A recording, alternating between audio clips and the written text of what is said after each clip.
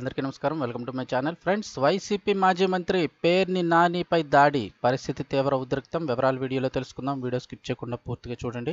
అప్పుడే నేను చెప్పే కంప్లీట్ ఇన్ఫర్మేషన్ అయితే అర్థమవుతుంది.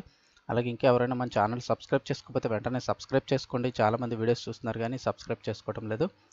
ప్రభుత్వం నుంచి వచ్చే లేటెస్ట్ అప్డేట్స్ అందరికంటే ముందుగా మీరు తెలుసుకోవాలి అనుకుంటే ఛానల్ని తప్పకుండా సబ్స్క్రైబ్ చేసుకొని ఫాలో అవుతుండండి. అలాగే వీడియోని ఒక లైక్ చేయడం మర్చిపోకండి. లైక్ చేసినట్లయితే మరింత మందికి సమాచారం చేరుతుంది. ఇంక వివరాల్లోకి వెళ్ళిపోదాం. పేర్ని నాని ఇంటిపై రాళ్ల దాడి. అవి చూస్తున్నారు కదా, పేర్ని నాని ఇంటిపై రాళ్ల దాడి. అసలు ఏం జరిగిందని చూస్తే, వైకాపా నేత మాజీ మంత్రి పేర్ని నాని ఇంటిపై రాళ్ల దాడి జరిగింది. గుంపుగా వచ్చి ఈ దాడికి అయితే పాల్పడ్డారని చెప్తున్నారు. రోడ్డుపై పార్క్ చేసిన కార్లపైన కూడా ప్రతాపం చూపించారు. ఇక ఈ దాడిపై నెటిజన్లు మిశ్రమంగా స్పందిస్తున్నారు. అంటే ప్రజలు ఏమనుకుంటున్నారు అని చూస్తే మిశ్రమంగానే స్పందిస్తున్నారు.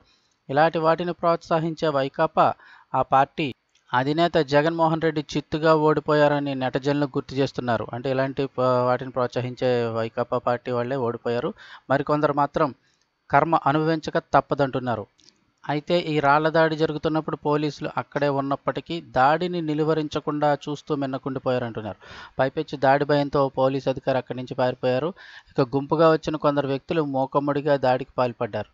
పేర్ని నాని ఇంటిపై దాడి జరిగింది. ఇక టీడీపీ జనసేన కార్యకర్తలు ఈ దాడికి పాల్పడి ఉంటారని అయితే భావిస్తున్నారు. ఇప్పుడే ఇలాంటి ప్రతీకారాలు ఏంటని మరికొందరు మండిపడుతున్నారు.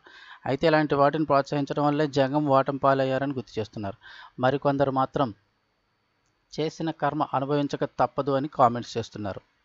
సో ఇది పరిస్థితి.